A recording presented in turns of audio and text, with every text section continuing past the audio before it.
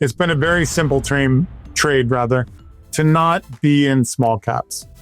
So, if you're worried about a recession, you're worried about higher rates, you're worried about the Fed, international, small caps are fundamentally riskier companies. They usually have a little bit lower credit rating.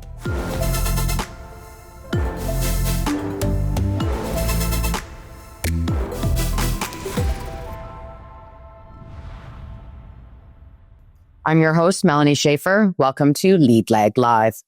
Now, the Federal Reserve announced on September 17th that it's lowering its benchmark rate by a quarter point, a move that could finally bring some relief from the steep borrowing costs that have been pressing on consumers. My guest today, Jay Hatfield, CEO of Infrastructure Capital Advisors, has been calling for this kind of cut, and not just quietly. He was recently quoted by President Donald Trump on Truth Social for his sharp critique of the Fed's timing and its reliance on outdated data, arguing that monetary policy needs to be modernized. Jay, thank you so much for joining me today. Thanks, Melanie. It's great to be on. So I just want to start things right there. You've been vocal about the Fed's missteps. Why did you make those comments, and where do you think the Fed has gone wrong with its approach? This isn't a new sort of politically motivated view. We've had this view very stridently since the Fed raised the money supply by 70% during the pandemic, and then thought they could get away with that, and so called the inflation that was brewing transitory. And we thought that was patently ridiculous. While they were saying it was transitory, PPI was running about 12% year over year. The housing sector prices had gone up 20% year over year, not just like 1 month, but over an entire year. That's obviously a predictor of rents. And that gets to one of the three fundamental problems of this Fed is that they use the BLS's calculation of shelter, which is purposely delayed 6 months, but really delayed more like 2 years. They use their 1970s style surveys in the mail and on the phone, and they do renewing leases. They purposely delayed 6 months, which is just inexplicable. And one reason maybe the BLS head got fired. But so they were relying on that data. But if they looked at leading indicators, either market rents were also starting to rise rapidly, not their 2-year delayed index, and also housing prices, they would have recognized that. And now we're on the flip side of that, where housing's coming way down, hasn't showed up in the index. So that's one of their three fundamental flaws. We did expect, though, for them to cut, and that is they're mostly labor economists. And so they really are focused on the labor market, and we did think it was going to weaken. And in fact, we had the opposite reaction that the president did to the BLS failure, is that we've said, well, finally, they're figuring out that the labor market is weakening. Yeah, and so to just carry on from that, why do you regard the monetary base as a critical leading indicator, and how does that inform, or how will it inform your forward views on these? Well, most people tend to ignore it, which is a terrible idea.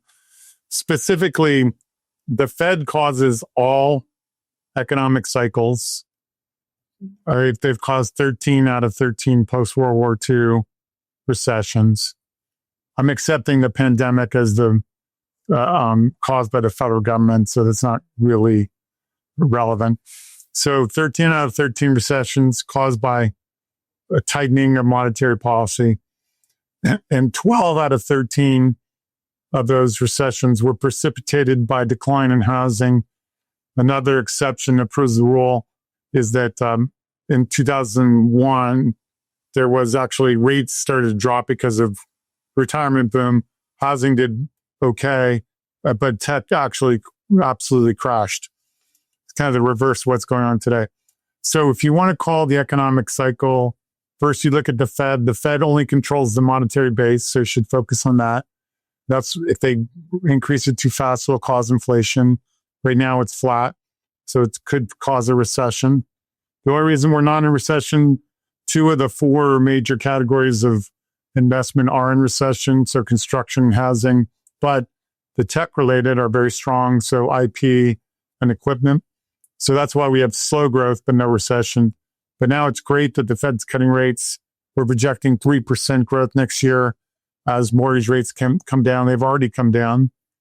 And the housing market's starting to recover. We had strong new home sales, so possibly in anticipation of lower mortgage rates. So we're very bullish about the market because of the Fed.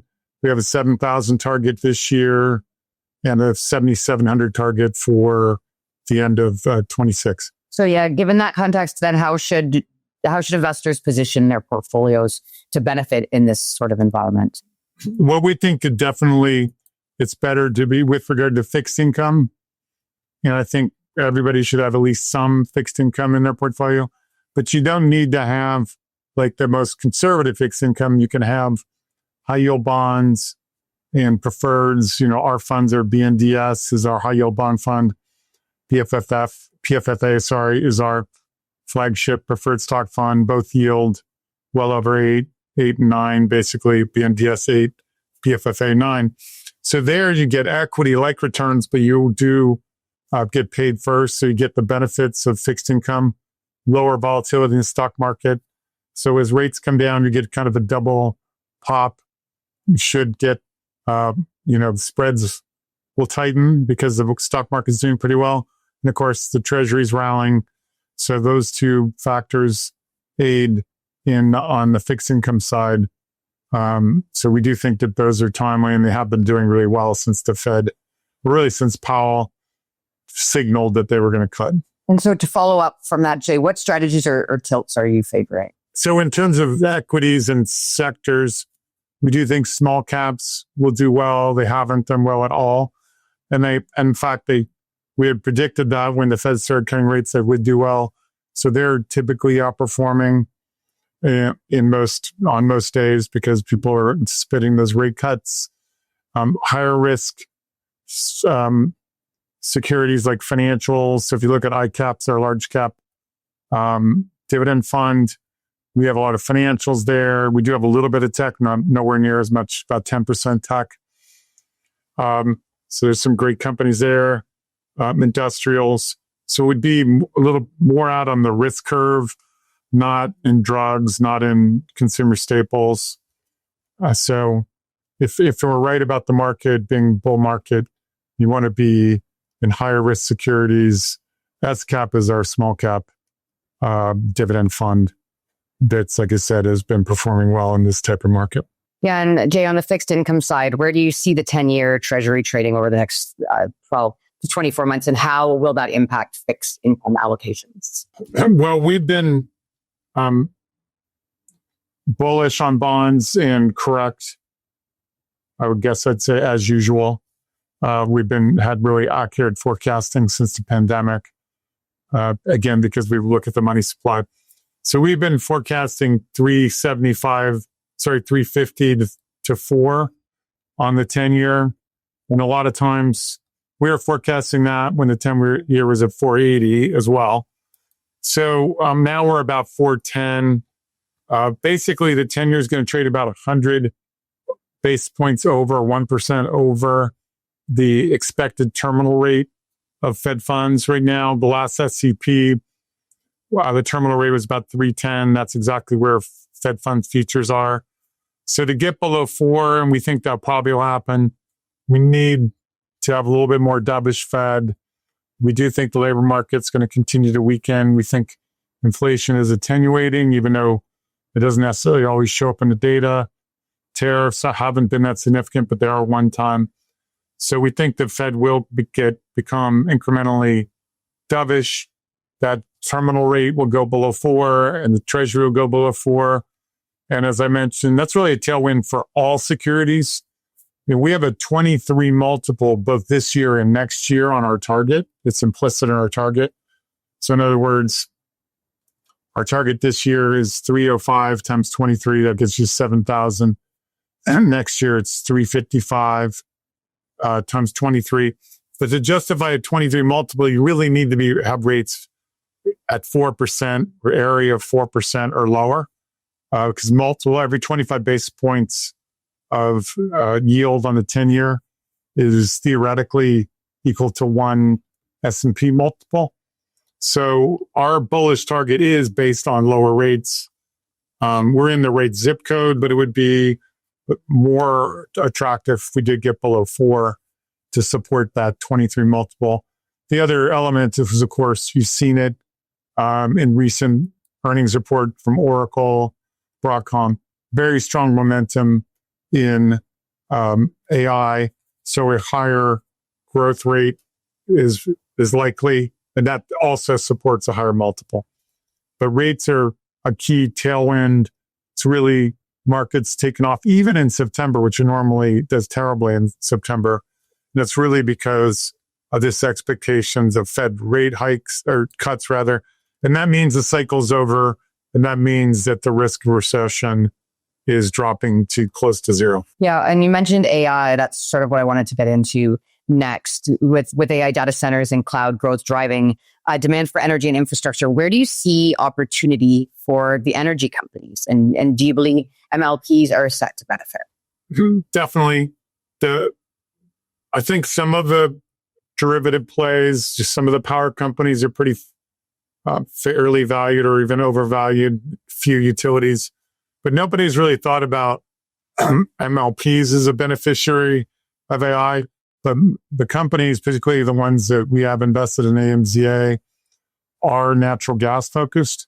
And there's two growth stories for natural gas. One is if you're going to produce substantially more electricity, you need natural gas. We're going to have some growth in renewables, but you're going to need natural gas. Nuclear is too far away right now. So that's a big growth area. And these big pipeline companies like Williams, KMI, UPD, Energy Transfer have big natural gas pipelines. They're shipping that gas to power plants to be converted into electricity. They're also shipping that gas to the Gulf, which is then being exported overseas. And then those countries are using that natural gas to burn for their own electricity needs. They don't have as many data centers, but they do have some. So there's a huge growth story there. Hasn't become overvalued. Still, you can get 7% yield, 7-8 yield, and the same yields right around 8 right now. So you can get attractive yields, good growth prospects, but it's not overdone like some AI stocks are arguably way overvalued, but MLPs are not. Do you have any stock picks within those sectors? We like LNG. It's a export. They export Cheniere. They export natural gas. They have 2 great facilities that they're expanding. So we like Cheniere. In our large cap dividend fund, we do like Marvell. They're doing well today. It's one of our bigger holdings. They're, we think, really unlike a lot of AI stocks that are fully or even overvalued, we think Marvell's undervalued. So that's been a big contributor. In ICAP, we've had Goldman Sachs. We've been recommending that since it was at 500. It's now 800. It's getting a little bit closer to fair value. We have an 850 target on it, but benefiting from the AI boom through IPOs and also increase in merger activity, which is coming from deregulation of the merger market. We also like Morgan Stanley.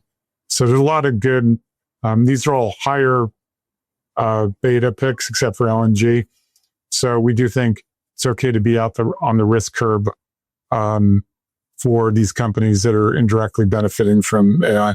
And Jay, zooming out a little bit, you just updated your S&P 500 targets for 2026. What analysis led you to that adjustment, and what's your roadmap for getting there? Well, we try to keep it pretty simple. If you follow sell-side research, so these are the big investment banks, they're very skittish. A lot of them lowered their target when the tariff tantrum happened. We thought the tariff reaction was overblown, and we were correct. So we kept our 6,600 target all throughout that decline. So that was the right positioning because it was a huge buying opportunity. And then we recently, just in the last 2 weeks, upgraded it. And it's really for the reasons we described. lower rates. So we finally actually got lower rates versus us just projecting lower rates. And the AI boom had further evidence presented, particularly by Oracle.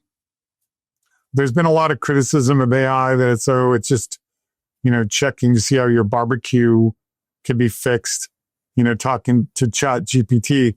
But what Oracle demonstrates is that major corporations need to use AI on their own data. So they're not going to just use Chat GPT. They're going to form their own LLM on their own data because they don't want to share their data. And that's going to inform the decisions about all aspects of their business, on the customer side, on the manufacturing side, logistics, even HR. So there's a huge growth opportunity. And the whole notion that it's not going to be, the ROIs are not going to be good seems ridiculous. These companies can clearly optimize their operations using AI models on their own data. So we think that's been underappreciated. Oracle started to highlight that. And so further momentum on AI caused us to raise our target. And to be fair, we actually had indicated for most of the year that the risk was to the upside on our 6,600 target because of AI. Yeah, and so I want to pivot just a little bit and ask you about a recent milestone. You launched the first active preferred UCIT ETF. Can you walk us through the significance of that launch and what it means for investors seeking income in today's market? Well, so the European market's behind the US market. So it's really an unlevered version of PFFA, which has been really not just the top performing preferred stock ETF, or let's call it a top performing, but also one of the top, if not the top performing fixed income ETFs.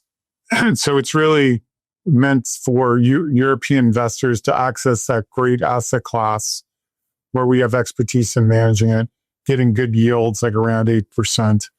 And so it's an opportunity for European investors who want to use securities listed on their home exchanges to access the preferred stock asset class in an active form, which they don't have any active funds, actually, surprisingly, in Europe.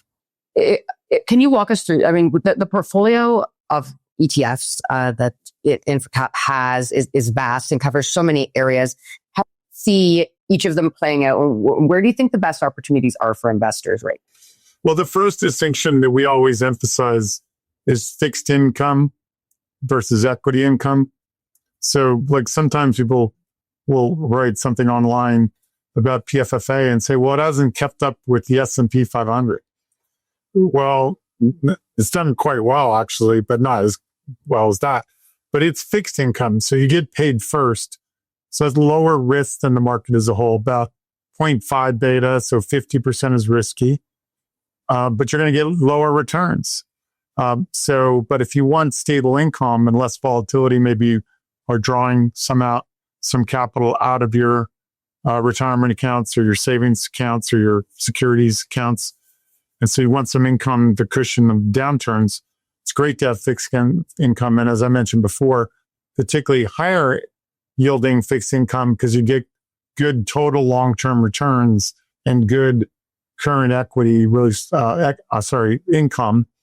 And so that helps pay expenses. So BNDS, PFFA are two of our fixed income funds. PFFR is a REIT preferred index fund. So we have three, now four. We have the European UCITS, but for US investors, three. So, but four fixed income ETFs, and then we have three equity income ETFs. So they're going to be more volatile, closer to the market as a whole. So ICAP's our large cap dividend fund, SCAP's our small cap dividend fund, and AMCA is obviously energy related and is a good diversifier. Like today, actually, the market's pretty weak. And MLPs and energy are all up. So it's a good way to balance out your portfolio, get really good income, not add a lot of beta, and not have a lot of interest rate risk. I wanted to ask you about the small caps and ASCAP in particular. Where are we in this cycle? I mean, we usually see from the large caps going down to mid caps to small caps. That hasn't fully happened. with the rate cuts going where you think they're going to go in the economy, trucking higher, where will small caps fall into this story? Well, we did think we're in the early days of that rally. It's been a very simple trade to not be in small caps. So, if you're worried about a recession, you're worried about higher rates, you're worried about the Fed, international, small caps are fundamentally riskier companies. They usually have a little bit lower credit rating, and there's safety in having these very large companies. So people have used large cap, particularly large cap tech, as a safe haven, and the hedge funds are probably shorting the small cap index.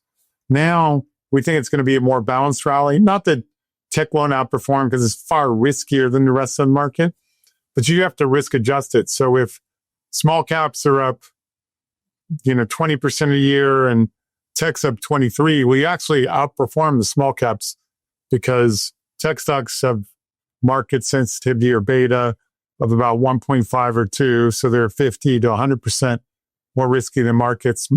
Small caps are right on top of the market. So if we get returns that are close to tech, and now we've got a lot of tech returns already, not small cap. So we think that rotation will continue. Small caps will work, not just the end of this year, but next year as we finish the rate cutting cycle. So we do think they're timely. We've been saying that they would be timely when we got visibility on the Fed. And that's exactly what happened. We got that visibility early this month, really late last month when Powell did his Jackson Hole speech. That's really the moment that small caps started to outperform. We think that'll continue. They are really, really undervalued. So we think that'll continue, up and down, obviously, throughout next year and into the end of 26. Do you have any stock picks in the small cap space, or what are you liking?